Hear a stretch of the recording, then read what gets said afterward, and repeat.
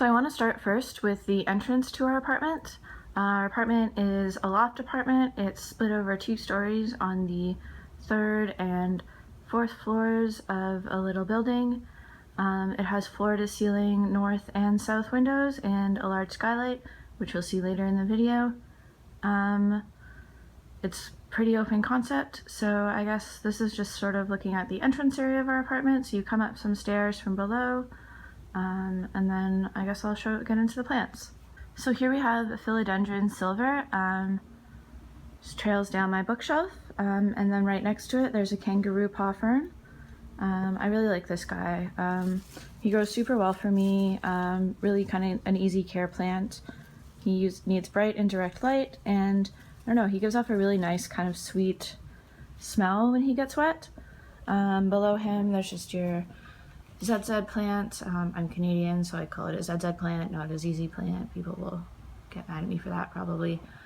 And then over here by our shoe rack, we have just some cuttings, a big cutting of a Dieffenbachia, and then some very large Monstera cuttings, just rooting in water right now. I then have a Ficus elastica, both a variegated and a regular Ficus elastica plant. Above those I have a Sansevieria trifasciata or snake plant, just the standard green version. And then over here I have this huge Monstera deliciosa. I got this guy off Kijiji. It's about 35 years old. And he got pretty damaged bringing him up the stairs to our 3rd floor apartment.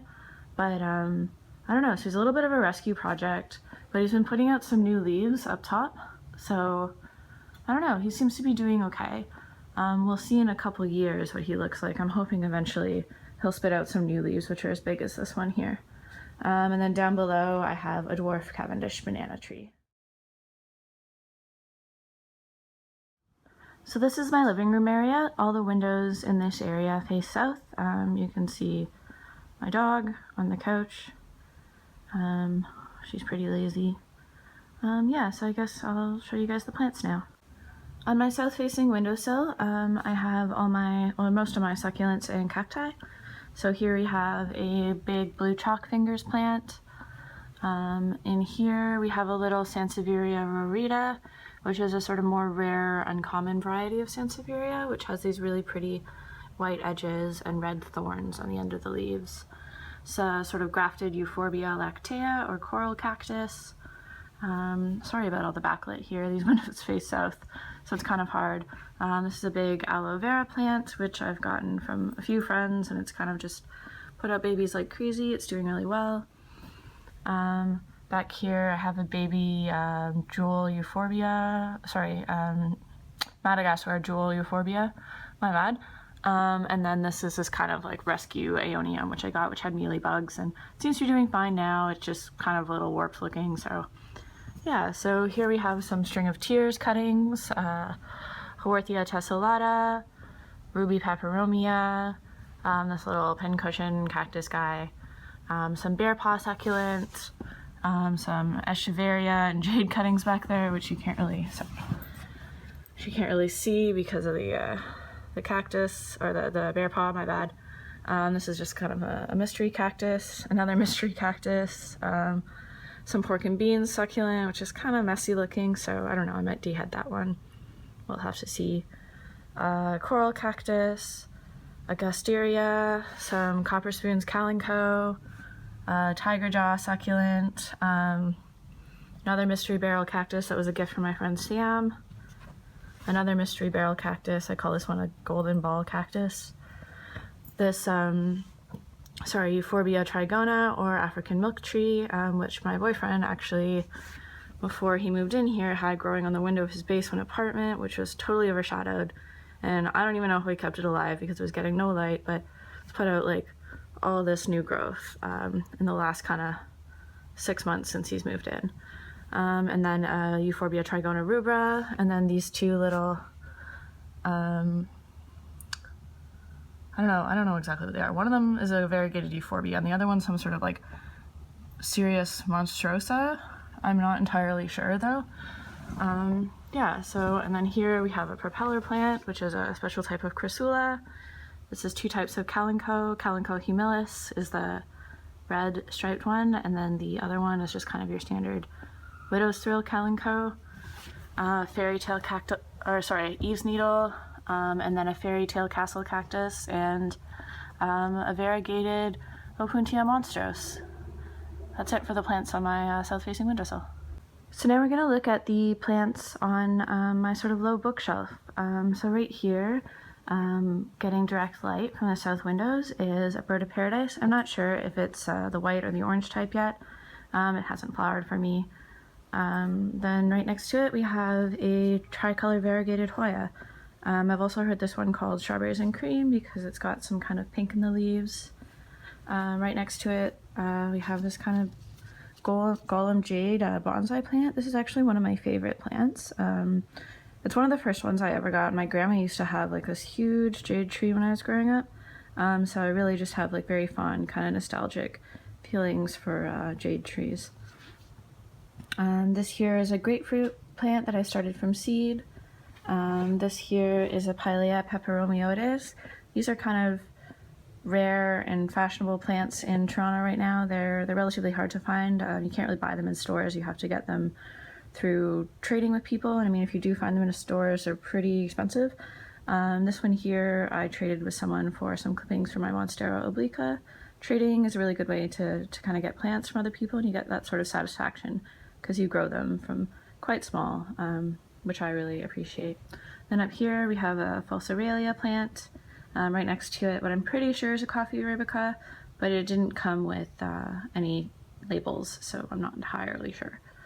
Right next to it, stepping back, I have this really tall, kind of wonky cactus. I'm not sure what type it is. It's just tall and lanky and leggy. But yeah, he seems to be doing well. He's pretty old. And then I have some lemon seedlings I started myself, and this Justina marginata, which, oh, dead leaves. I don't know. I really like this guy because, you know, his the form of his trunks kind of looks like a little bit like a candelabra, which I think is really cool. And then here I have a Philodendron Brazil, which trails down my bookshelf. Right next to it, an Alocasia amazonica, and then this is a Philodendron Prince of Orange. It's kind of a bit of a rescue plant. I got him on sale for like $2 because he had mealybugs, so I brought him home and treated them. And he's put out this new leaf for me. This is an Aglaonema. I really like the leaves on this guy because they're kind of camo looking. Here I have a peace lily. He's in bloom right now with some beautiful, beautiful flowers. On my coffee table, I have a Senecio haworthii, this crown of thorns or Euphorbia melii plant with white flowers, which I think is really pretty. I haven't really seen many white flowered ones around, so this is kind of cool. This bonsai elephant bush, which it was a rescue plant when I got it. It had like no leaves on it, and it has since sprouted beautiful foliage. And then over here, my magazine collections, and then some pencil cactus cuttings, which I'm starting, and then some ripsalis or mistletoe cactus cuttings. And then back here I just have this glass box from IKEA where I'm somewhat successfully propagating some succulents. I don't know. We'll see how that goes. Over here we have my Monstera adansonii. I think earlier in the video I called it an obliqua, which is a mistake. When it was sold to me, it was called a Monstera pitterii, which I haven't been able to find any information on. And since, you know, doing some research, I've decided that this is probably a Monstera adansonii. For a while I thought it was a Monstera obliqua, but Monstera obliqua are actually relatively rare houseplants, and I've seen this guy around fairly commonly, so I'm pretty sure he's an adansonii. The Monstera obliqua has a much bigger whole to leaf ratio, but still like a beautiful plant. I really love him. He grows like crazy. Yeah, so. And then behind it I have this Majesty palm. I bought this guy at IKEA when I was relatively new to houseplants. I don't know, it does okay. It has some brown leaf tips right now. It's not my favorite plant. It's kind of tricky to maintain. It had a spider mite infestation. I don't know, just generally a frustrating plant that I probably wouldn't recommend to anybody.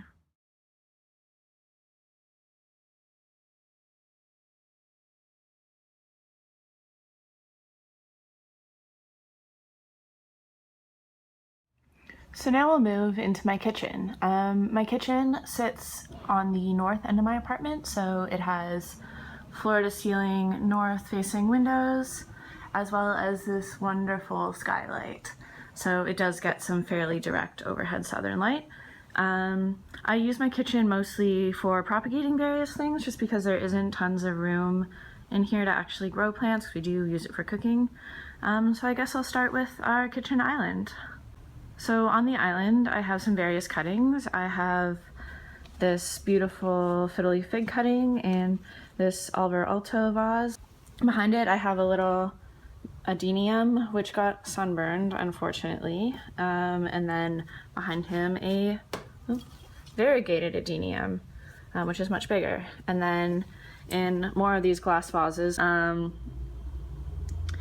I have some variegated Schefflera clippings, a clipping from a big Pachira aquatica or money tree, some more fiddly fig cuttings, and then this Thanksgiving or Easter cactus. I'm not entirely sure which one.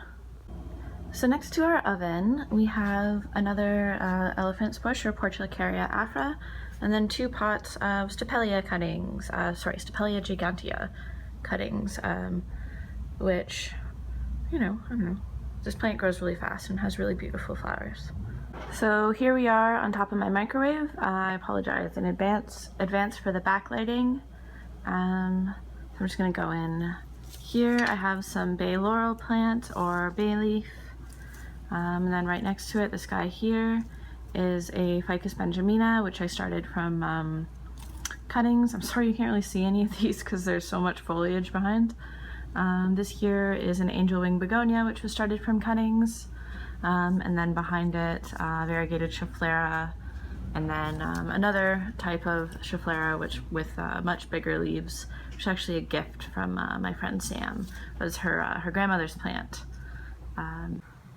So this here is the rack where I keep all my pots on, also some plants. There's a rickrack cactus in the foreground, and behind it a Queen of the Night orchid cactus. This guy flowers at night only, and the flowers only last for 1 day. They're beautiful white flowers with a really delicate scent. Here I have 2 different types of, opuntia, both kind of your standard prickly pear here. And then this is here an eastern prickly pear, which is a local type of opuntia, which actually grows in Toronto's hardiness zone, which I thought was kind of cool. And then back here, you can't really see, I have some baby ponytail palms, which aren't exactly doing too well, but I really like the pot, so we'll see how they do. So this here is the main place that I propagate my plants in the kitchen. Up here I have some MING ARALIA cuttings, and then next to it some angel wing begonia. Behind it a big monstera stem cutting from my huge monstera plant, and a Ficus venenjicalii, I think it's called. I originally thought this was an oleander, but someone corrected me. Here I have 3 avocado pits, which 2 of them are started to sprout and 1 I'm waiting on, with a little cutting from a bay laurel. And then up here, 2 more avocado plants. On the next shelf down, I have a collection of various kind of citrus plants and a mango I started from seed, some tricolor Hoya cuttings that I'm trying to grow from leaf cuttings, a white and green wandering dude. Yeah, it's just a white and green Tradescantia. This here is a pink waffle plant that someone gave me as a cutting. I don't know, I'm not a huge fan of this guy. There's something about it that I don't really quite love, but we'll see what happens when it gets bigger. Here there's some green and white, just standard Hoya carnosa cuttings, some rhizome cuttings from my kangaroo paw fern. I'm doing a kind of experiment to see if they'll root in water or not.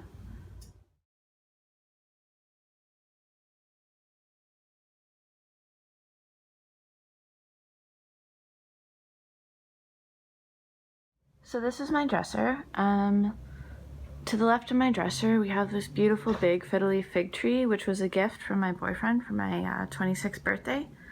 Next to the fiddly fig tree, we have this Dieffenbachia, which is the mother plant of the Dieffenbachia cutting that you saw downstairs in the entranceway. Up here we have, oops, sorry about the backlighting, it's really hard. Up here we have some type of stromanth or calathea. I'm not entirely sure what it is, but it's something in that Maranta family. A really pretty plant, but I just have such a hard time getting the care requirements right. It really just doesn't seem to like anything I do. Up here we have a blue star fern. This is an epiphytic fern, which I think is a really kind of easy fern to care for. And then here we have this beautiful Japanese bird's nest fern. I really appreciate kind of the contrast between the light green leaves and the dark brown spores and veins on the leaves.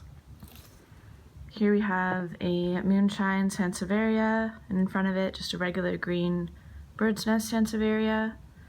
And then up here, this is a Swedish ivy. It's not actually part of the ivy family, but it's just a really nice, easy-growing, vital hanging plant. So this is the last area of the house that I'm going to show you, and this is on top of my boyfriend's dresser. So here we have a large Euphorbia amelia. This one has red flowers. This here is a dwarf pomegranate tree, which is currently flowering for me. So beautiful. Oops, shit. Flowers. Well, there you go. This here is a variegated agave, which was a gift from one of my mom's friends who collects agaves. This here is a giant Euphorbia trigona rubra, which I rescued from Lowe's. One of the stalks was completely rotting, and so we brought it home, potted it in some dry soil, and it seems to be doing really well. Next to it I have a Saigo palm. This guy's a really slow grower and hasn't put out any new leaves for me this growing season at all, so I'm a little worried about him, but hopefully he'll do okay.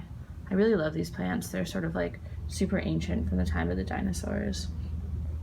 Behind the Saigo palm there is a silver torch cactus. This guy is pretty old and he's flowered 3 times for me so far this year. Just really cool. He's actually my favorite cactus. And then here we have a ponytail palm. So I guess thank you for watching my video. I hope it wasn't too long-winded. Let me know if you enjoyed it, and maybe I'll make more of these things. Thanks.